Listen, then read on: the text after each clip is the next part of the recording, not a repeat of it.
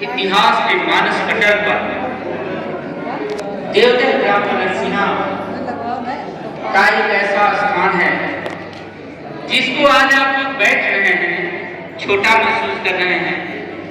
यह दुनिया का एक ऐसा, विश्व का एक ऐसा मानस पटल बनने जा रहा है जो आप देख रहे हैं। एक दिन ऐसा खंडहर था जब यहाँ साथी जितेंद्र राव जी, महेंद्र जायसवाल, लक्ष्मी चंद पटेल जी, उनके साथी लोग आते थे तो यहाँ के लोग बैठने नहीं देना चाहते थे। यहाँ के लोग कहते थे कि हमारी जमीन हड़प लेंगे, लेकिन इन लोगों की हिम्मत विदान है। तमाम परिस्थितियों को देखते हुए भी आप लोगों ने इतना हिम्मत दिखाया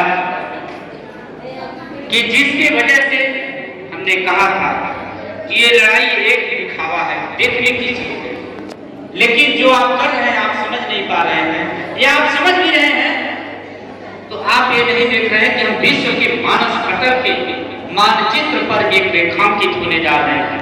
और ऐसा किया मैं 2005 से आज तक जिला पंचायत सदस्य हूँ। जब जब जिला पंचायत में इसकी आवश्यकता पड़ी है, जब जब बोलने की बात आई है, तब तब मैंने जिला पंचायत में भी इस आवाज को बड़े बुलंदी से उठाया कि देवता ग्राम नरसिंहा का एक विकास होना चाहिए। ऐसा विकास होना चाहिए कि आप लोग जान लीजिए कि महाराजा अंजन की धरती है, जो महाराजा जिस नाम से महाराजगंज के नाम से प्रसिद्ध है हमारा ये महाराजगंज जिला, ये महाराजा अंजन की धरती थी जो भगवान बुद्ध के नाना थे। आज कभी का चर्चा होती है कि कहीं लोग अलग प्रदर्शित करते हैं, लेकिन रोही नदी के किनारे कोलवंशी और शाक्यवंशी का जो दिखाई देता है, और राम ग्राम आपके बगल में ही है, आपको जो दिखाई देता है साक्ष और साबुत में हमारा ये देवता ग्राम नरसिंहा पूरी तरह से स्पष्ट है। आज इसके विकास के लिए भारत सरकार भी एकदम एकाग्रचित मन से सोच रहे कि इसके कितने बढ़िया से विकास हो जाए। जो किसान विरोध करते थे, जो लोग भी विरोध करते थे, उनका भी उत्थान होगा। आप लोग अपने आप को दौड़ा करके देख लीजिएगा, एक दिन यहाँ कुछ नहीं था, लेकिन आज ये विपसना हाल बन गया। कुछ सरकार ने चिन्हित कर दिया, सरकार ने यहाँ खुदाई किया तो कुछ चीजें निकली। मैं तो ज्यादा नहीं जानता हूँ, कई वर्षों से पहले भी निकला था, बहुत अद्भुत चीजें निकलती थी। भगवान बुद्ध के काल के समय की चीजें निकलती थी जो साक्ष्य और साबुत के लिए है। आप लोगों से कहना ये है कि देख लीजिए, एक बार निगाह दौड़ा करके सिर्फ छोटे छोटे गांव दिखाई देते हैं। एक दिन ऐसा आएगा कि यहाँ की जमीनों के भाव इतने बढ़ेंगे, यहाँ के अगल बगल के गांव के लोग इतना विकास करेंगे कि मात्र यहाँ रहने भर से इस क्षेत्र का विकास हो जाएगा, जिससे लोग अपने आप को धन्य मानेंगे। आज तो ये छोटी चीज है, जैसे पीपल का पेड़ आप देखे होंगे, उसके बीज बड़े छोटे होते हैं। जिस बीज को देवता विकास समिति के लोगों ने डाला, जितेंद्र राव, महेंद्र जायसवाल, लक्ष्मी चंद पटेल जैसे शरीर दर्जनों लोगों ने डाला, हम लोगों ने सहयोग किया। आज वो वृक्ष अपने रूप में आने जा रहा है। जब इसका बृहद रूप होगा तो आप देखिएगा, इस देवता गांव की ही नहीं है, नरसिंहा गांव का विकास नहीं होगा, इस महाराजगंज जनपद का होगा। जब मेरे देश में, मेरा देश गरीबी रेखा से नीचे था, तो आप लोग सुने होंगे कि ट्रम्पे चलता था, ट्रम्पे से लोग चौक तक जाते थे, और एशिया का प्रथम ट्रम्पे वेद देवेंद्र राव जी निकालते हैं, बहुत बढ़िया लगता है उनका लेख, और उनके पेपर में जब निकलता है तो बड़े मन से हम पढ़ते हैं।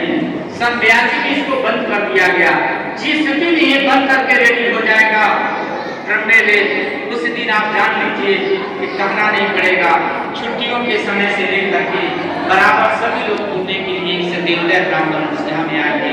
साथियों, अभी हमारे भाई जितेंद्र राव जी ने कहा है कि आप शांति आंदोलन छोटा मेरे क्षेत्र से बाहर था, सिर्फ मैं देखने चला आया था।